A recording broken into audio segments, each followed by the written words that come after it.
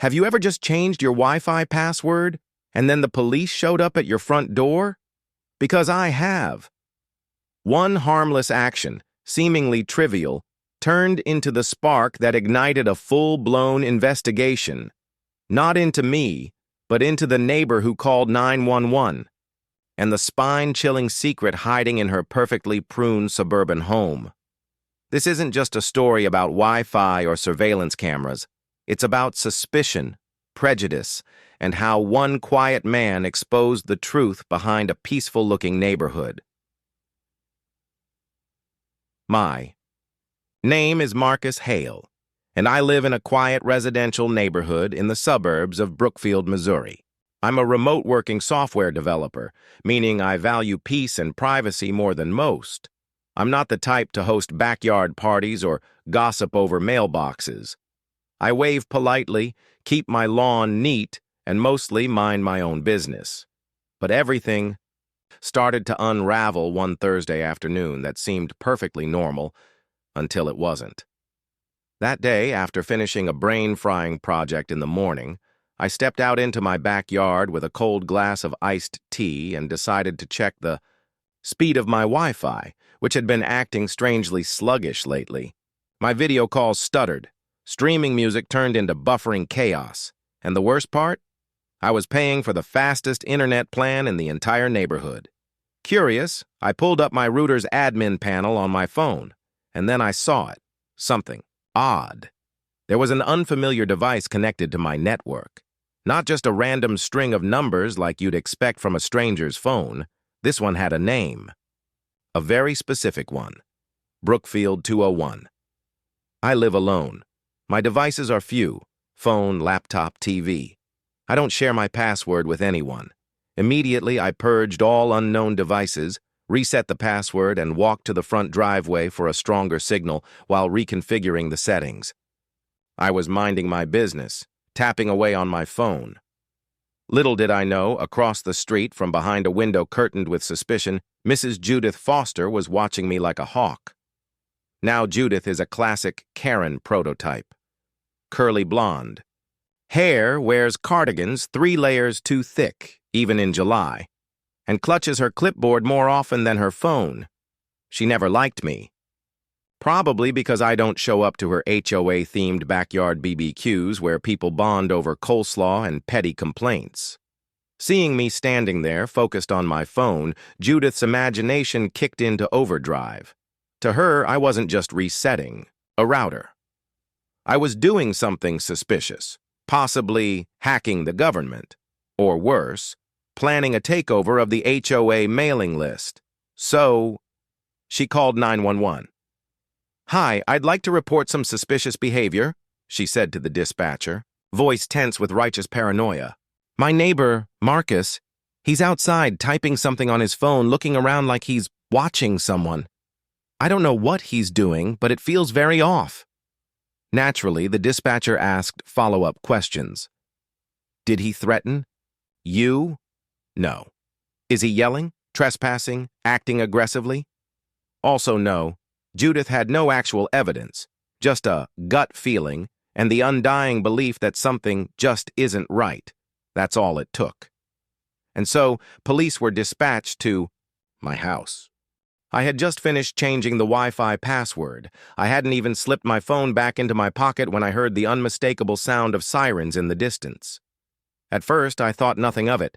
Sirens in Brookfield weren't exactly rare. Fire trucks, the occasional ambulance, standard suburbia soundtrack. But this siren didn't fade away. It slowed down and stopped. Right in front of my house. I squinted toward the street. My heart picked up pace.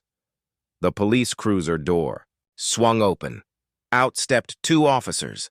One tall, sharp-featured, and moving like he'd just walked off a procedural cop drama, clearly the one in charge. The other was shorter, calm-eyed, with the focused demeanor of someone who had seen enough nonsense to spot it from a mile away. "Mr. Marcus Hale?" the taller one asked in a low, crisp voice. "We received a report of suspicious activity at this address. Can you tell us what you're doing?" I stood still, an uncomfortable chill curling in my chest. "Changing my Wi-Fi password," I said flatly. "In my own yard." The officer glanced down at my phone, then looked past me like he expected to see a bomb, or at least a squirrel with a grudge. "Do you live here?" he asked. I almost laughed.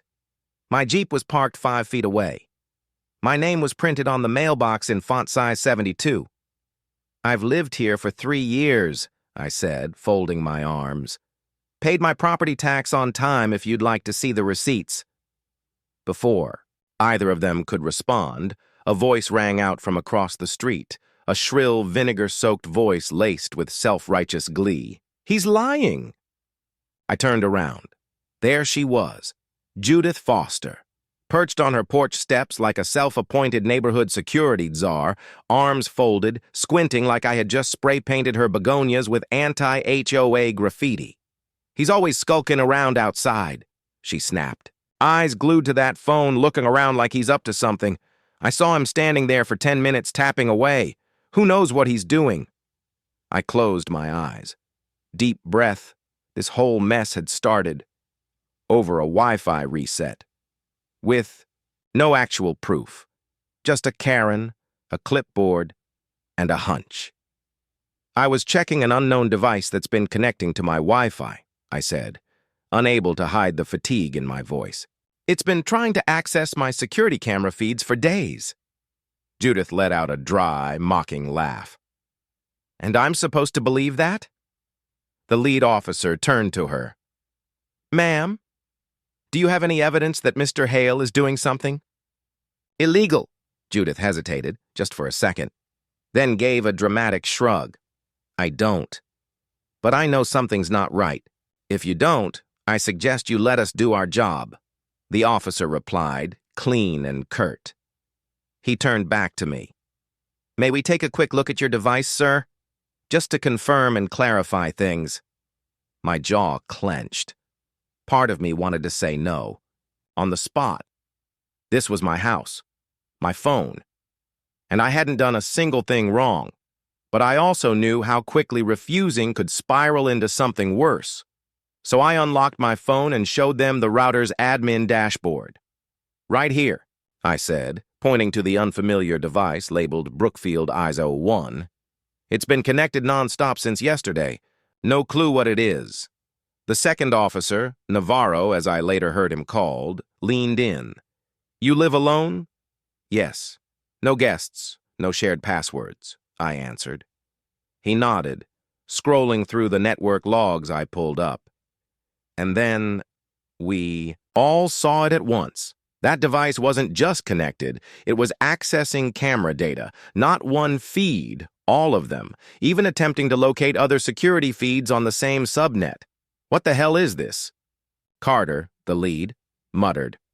"Not just Wi-Fi freeloading," I said, my voice dropping. "Someone's watching me. Maybe others too." Judith, who'd been standing tall and smug, suddenly looked like she'd forgotten how knees worked. Her eyes darted from the screen to my face, then back to the ground. "Wait," she stammered. "Are you saying someone is spying on us?"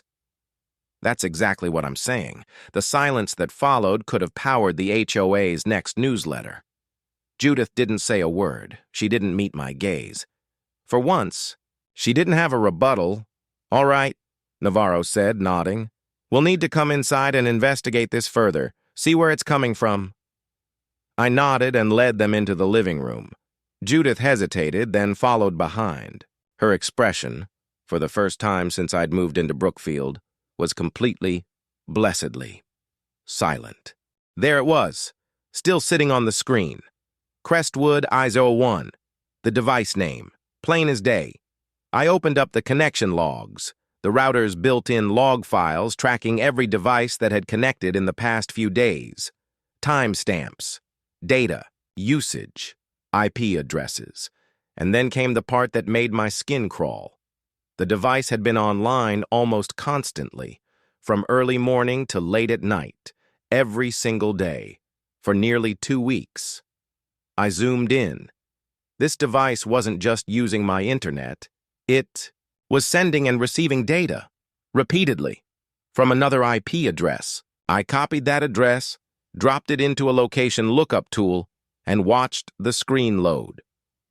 My heart skipped. It wasn't outside the neighborhood. It was right here, 3 houses down from mine. At that exact moment, one of the officers, Navarro's partner, the shorter woman, leaned in closer. "Can you tell what kind of data is being transmitted?" I nodded, though my hand was beginning to tremble. I hovered over the detailed access logs. On the admin panel, I found a section titled Remote Access Logs. I clicked and almost choked. The unknown device was actively accessing the security camera feeds from my home. "You're saying this is from your own cameras?" she asked, her voice tight. I rotated the screen so they could see. "These are live feeds from my home security system," I said. "At least 4 cameras, front door, back patio, living room, and backyard. And this device has been streaming them.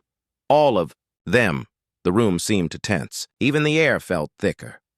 Officer Navarro stood up straight, the muscles in his jaw tightening. "You're certain?" "Not just certain," I said quietly. "I think. This person isn't only watching me."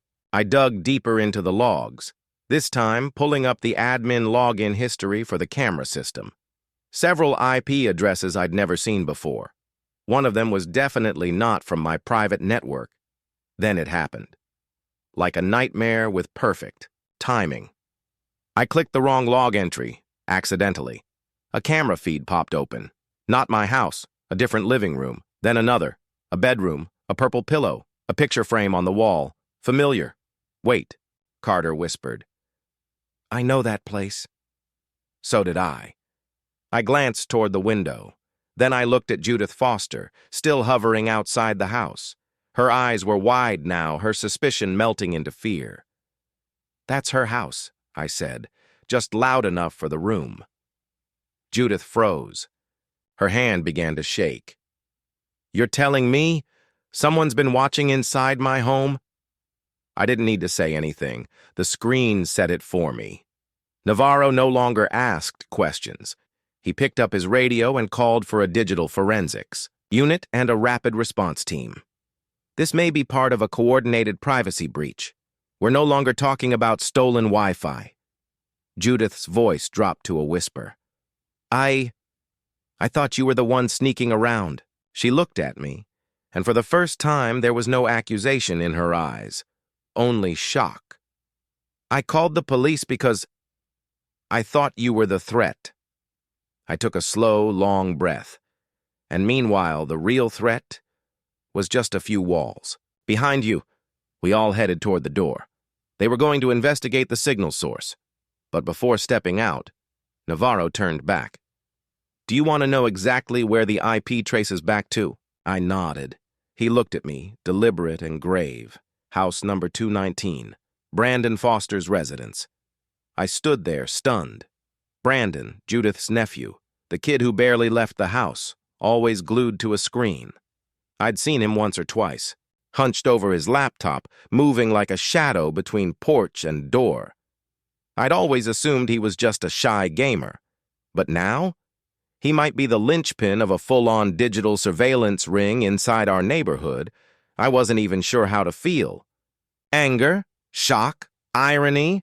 I had nearly been interrogated by the police for changing my Wi-Fi password. Meanwhile, the real criminal had been lurking right behind the person who'd reported me. Judith stared at me, her voice barely audible. I was wrong. I didn't gloat. I didn't smirk. I said just one thing. "You mistook me for the danger, Judith. But now, you're the one being watched." I don't remember how many times I breathed after that final sentence.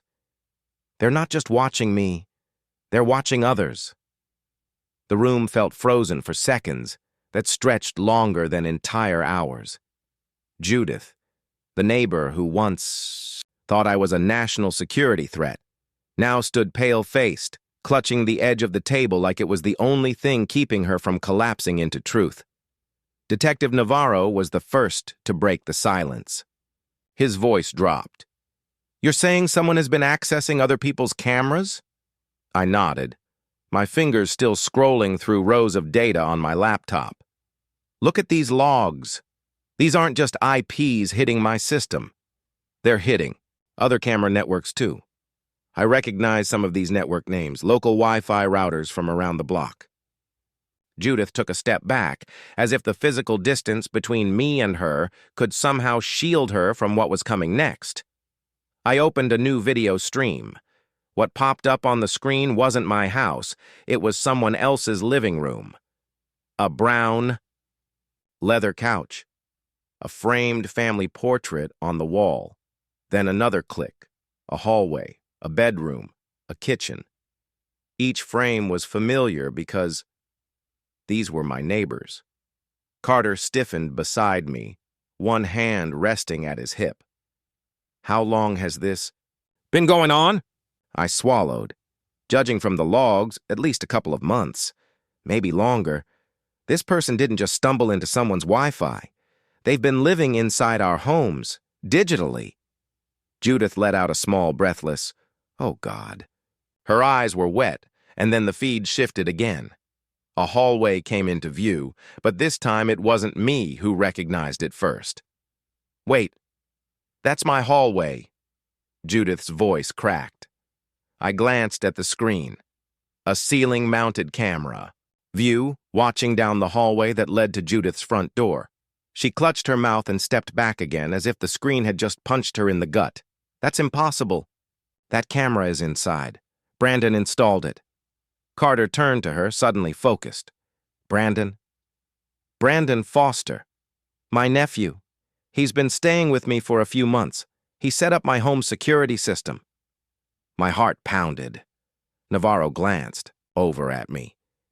His voice heavy with resolve. "Looks like we need to have a talk with Brandon." I stood up, jaw clenched. "I'm coming with you." Navarro shook his head. "Marcus, no. You've done more than enough already. Let us take it from here." I tightened my fists, then nodded. I knew I couldn't be the one to confront Brandon right now. But one thing was clear. Everything was about to explode. Less than 5 minutes later, Navarro and Carter left my home. Judith walked with them, looking like a ghost guiding herself toward the graveyard of her own assumptions. I stood at my doorway, watching as they made their way down to the gray house 3 doors away. The door closed behind them, and I stood there, weighed down by questions no one was ready to answer. I turned back to my desk. The screen is still flickering with activity. Unfamiliar devices. An entire surveillance network hiding behind neighborhood. Wi-Fi, and I thought if I hadn't changed my password that day, would anyone have ever found out? Just then, a new notification popped up. Motion detected, 2 minutes ago. I opened the clip. It was Brandon, sitting in the dark, at his computer. Headphones on, lit only by the faint blue glow of his monitor. He didn't look like a movie hacker. He looked like a lonely kid, addicted to a kind of power he wasn't mature enough to handle. And somehow, that made it even more chilling than any thriller I've ever seen. 15 minutes later, Carter called. Her voice is calm, but beneath it, the sound of crashing waves. "Marcus, we've got something," Brandon confessed. He started, with one house, then another, and then he couldn't stop. I closed my eyes, tapping the desk softly. "Judith?" Still in shock, but cooperative. "We're taking Brandon in now." I nodded, though I knew they couldn't see. "I'll stay available." After the call ended, I sat there in silence, looking around my home, the corner of the couch where I read, the kitchen where I make my morning coffee, the security monitor, is still glowing on the wall, and I realized the feeling of being watched without knowing it isn't just fear, it's loss. I hadn't just lost my privacy, I'd lost trust in the things I once believed were the safest. But I also knew this story wasn't over, and I, Marcus Hale, wasn't about to let it end in silence. Judith Foster walked like someone who had just learned gravity wasn't on her side anymore. She wasn't walking, She was dragging herself forward. The house she used to call her peaceful haven now felt like an undisclosed crime scene. And the primary suspect? The very nephew she had taken in, fed, defended. Like blood. I stood from a distance on my porch watching them. Judith, the two officers, and the dense shadow of truth creeping toward the fourth house on the left. The door shut behind them, and everything on the other side of it caught fire. Inside Brandon Foster's room, everything looked normal, if you didn't know where to look. A bookshelf with books, a desk with a computer, a slightly worn leather chair. A scent mix of sweat and cheap hair gel. But it was exactly those normal things that made your spine itch. Officer Carter glanced at Judith, who was visibly trembling. Then she turned toward the young man beside her. Brandon. He was about 22, wrinkled t-shirt, striped pajama pants, one hand clenched like he was guarding something no one was allowed to touch. Navarro spoke, his voice neither loud nor soft, but heavy, cold. Brandon, we have reason to believe you've been accessing private security cameras in multiple homes in this neighborhood. This is your computer, correct? Brandon blinked. Yeah. But I don't understand. Are you saying someone's hacking cameras? Navarro didn't answer. He stepped forward and pointed at the computer. So if we check the hard drive, we won't find anything, right? There was a pause. Then Brandon whispered, I need a lawyer. Judith nearly collapsed at the doorway. They seized the computer. And within 15 minutes, Brookfield PD's tech division confirmed access logs, IP records, connection history, and most disturbingly, video files. Dozens of them. Footage from at least a dozen different home security systems, including mine, including Judith's. The videos were haunting in their banality. A man mowing his lawn, a little girl doing homework, a mother clearing the dinner table, me lying on my couch reading. Brandon hadn't just accessed the systems, he downloaded the footage, sorted it, categorized it, by name, by time, by activity. One of the folders was titled, Interesting, Marcus, 9 p.m., 12 a.m. My stomach dropped. Not from fear, from rage. Navarro stepped out of the house, no longer calm. We've got enough, he said into his radio. He's coming in. Brandon was cuffed just as the sun was setting. The neighborhood still hummed, with residual warmth from the afternoon, but I felt a layer of frost settle over what people used to call peace. I stood by the fence as the patrol car pulled away. Brandon turned his head and looked back at me through the glass. Not begging, just regretful. Judith was still standing there. No tears, no gasps, just a woman realizing she'd been living. Inside someone else's screenplay. One written, directed, and edited by a voyeur hiding behind her own roof. I stepped closer. My voice was low, firm. You don't have to say anything, Judith. She turned to me, lips parting as if to speak. Then, silence, Marcus, she whispered. I thought I knew him, but I didn't know anything. I nodded. My hand clenched around a cold cup of coffee I'd long forgotten. I just changed my Wi-Fi password, and everything unraveled. The next morning, my Jeep was still parked in the driveway. No sarcastic notes this time.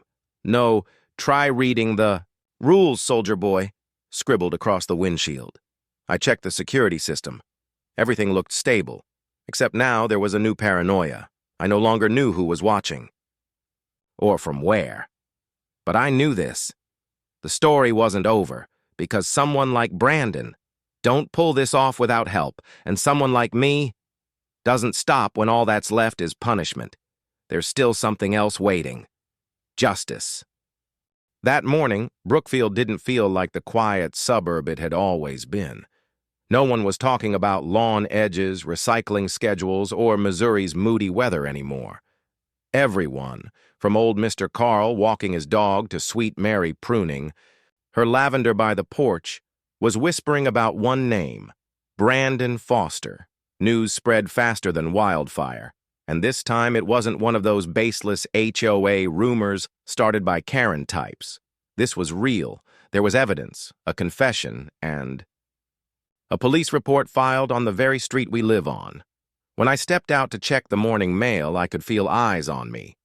But they weren't judgmental, not like those early days when Judith called the cops on me for standing too close to the Wi-Fi box. This time, the looks said something else, a silent nod of understanding, an unspoken, "We owe you a thank you, thy..." First envelope in the box was from the Brookfield Neighborhood Safety Committee, a group I always thought was just an excuse for cookies and gossip once a month.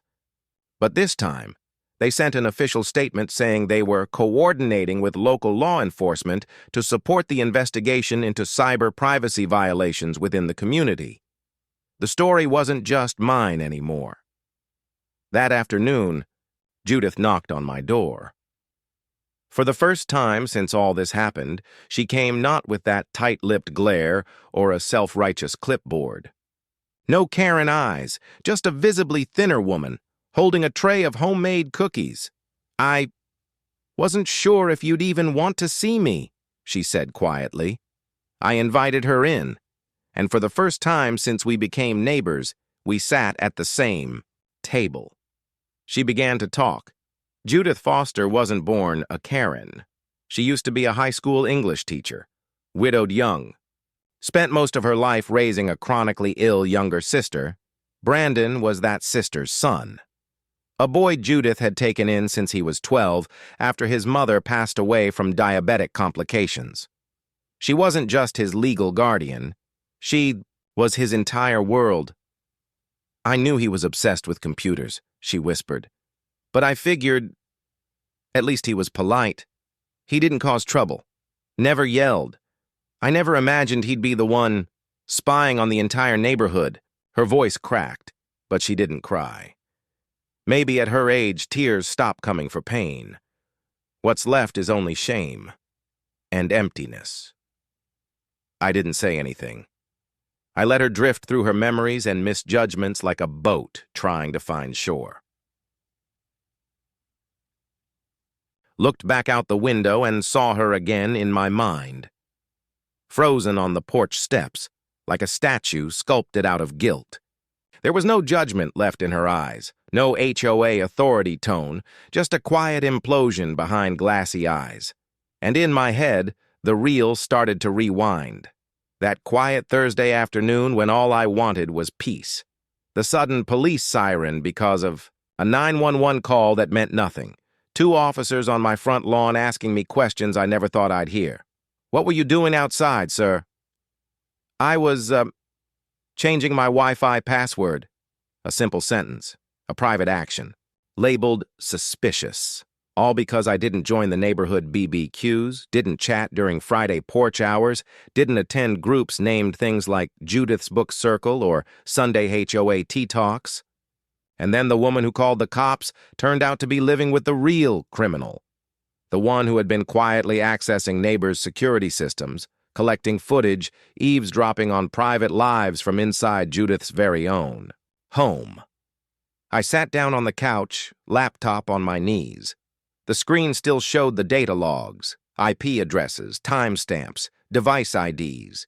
Each line of code piecing together a truth I never asked to uncover, and yet I was the one who found it.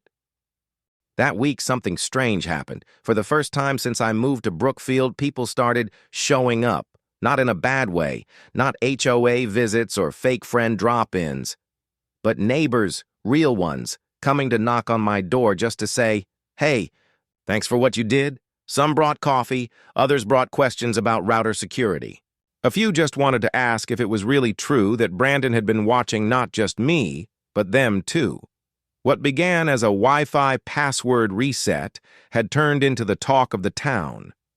Brookfield wasn't just shaken, it was waking up. People started checking their routers, calling their internet providers, asking if their cameras were secure. The local bulletin board, normally filled with garage sale flyers and HOA memos, was now full of cybersecurity tips printed out in Comic Sans and duct-taped over outdated HOA meeting posters. No one said it out loud, but I saw it in their eyes. They weren't afraid of HOA rules anymore. They were afraid of what happens when no one questions them. Judith stopped by again. This time, she didn't knock. She stood quietly at my fence while I watered the plants. The same fence where she once stood with her arms crossed, watching me like a prison warden counting inmates. "Marcus?" she called softly. I turned. She was holding a phone, not recording, just holding it, like it had something heavy inside. "I've decided to step down from the HOA board," she said. "Effective immediately." I nodded.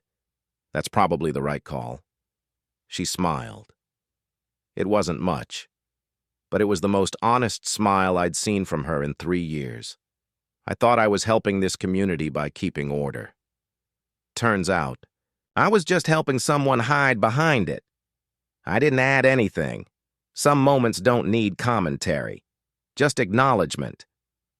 That night, the Brookfield HOA posted a message in the neighborhood group chat.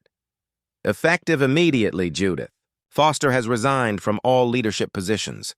The HOA will undergo an internal review of safety and oversight procedures, and all future community policies will be voted on publicly." Acting chairperson, Rick T. No one clapped.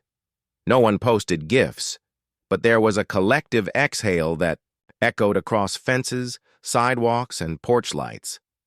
Brookfield didn't need a queen bee anymore. It needed people who would knock on your door after something went wrong, not just to blame, but to ask if you were okay.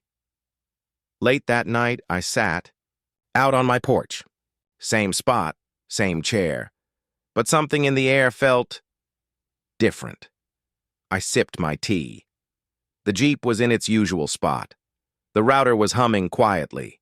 My cameras, finally mine again, watched peacefully. And then my phone buzzed. A message. From an unknown number. But I knew exactly who it was from. "Thank you, Marcus. I didn't just misjudge you.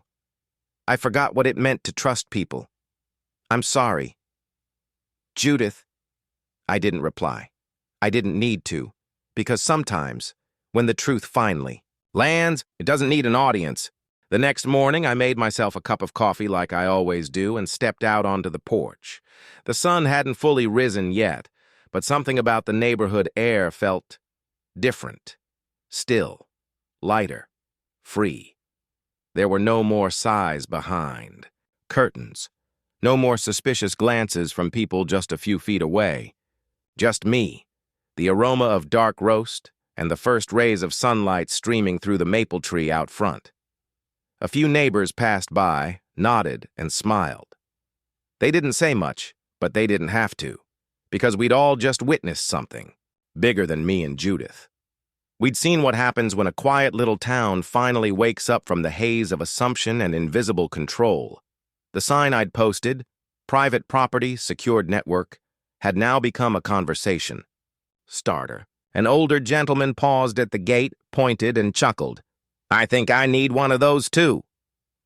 The story had spread fast, faster than any HOA rumor ever could. Footage from my security cam, Judith pointing at me in that ridiculous, accusatory pose, and the scene of Brandon being led away in cuffs had already made its way onto local forums, Reddit, even Twitter. As expected, the title was something like, "She called the cops over Wi-Fi. Guess who got busted?" But I wasn't concerned about views or comments. What mattered more was the real fallout. A neighborhood meeting was called, emergency status. Judith didn't attend. No one was surprised. The newly appointed HOA president, Clara, a soft-spoken woman who used to quietly host Storytime for Kids, stood up and made a short announcement. "We're sorry we allowed this to happen, and we'll make sure it doesn't happen again." Over the next few weeks, Brandon was formally charged with unauthorized surveillance and invasion of privacy. He confessed, with a public defender by his side, and was sentenced to probation, community service, and mandatory cybersecurity training. It would stay on his record for a long time, but I didn't feel vindicated. I just felt sad. Here was a young man, clearly gifted, who could have built something great, but instead chose to watch, to spy, to exploit. And worse, the woman who once called the police on me for doing absolutely nothing had unknowingly been the shield behind which that exploitation had grown unchecked. I never saw Judith again after that. Word around the neighborhood said she moved back in with her sister in Ohio. Some said she thought about suing the police for lack of sensitivity, but eventually dropped the idea. No one really followed up, and honestly, no one cared. To me, the harshest consequence wasn't the trial, or the cops, or even the media frenzy. It was the erosion of trust between people. A neighbor once looked at me, a peaceful, work-from-home black man, and immediately assumed I was doing something wrong. Years of courtesy, clean yards, polite nods, all undone by a few seconds of watching. Me, from behind her kitchen blinds, I know I can't change how everyone thinks, but I can tell this story. And I did. 1 week after the incident, I posted the full account on our community forum. I ended it with one line. Before you call 911, make sure you're calling the right problem. The story went viral. Some praised it, some got defensive. But the message I appreciated most came from a neighbor who had lived beside me for 3 years without ever speaking. Thanks for standing your ground. I used to be scared to speak up when I saw something wrong. Not anymore. That's when I realized I wasn't alone. What started with a simple Wi-Fi password reset had exposed a deeper truth. This neighborhood had changed. Not much, but enough to make space. Space for people like me and for the ones who'd come after me. To live here with dignity. I locked my gate, took a sip of coffee, and smiled faintly at the porch camera. From now on, I wouldn't need to watch anyone. I'd just need to keep living. Honestly. Peacefully. And somewhere deep down, I knew. Judith may have left this place, but the lesson she left behind, that would stay here. For a long, long time. In a world where people call the cops because you're looking at your phone, and the real danger hides behind polite smiles and well-trimmed hedges. Sometimes the one being watched the most is the only one who sees the truth clearly. I wasn't the threat, but I was the one who dared to look closer. So next time you feel suspicious, check your bias before you check the footage.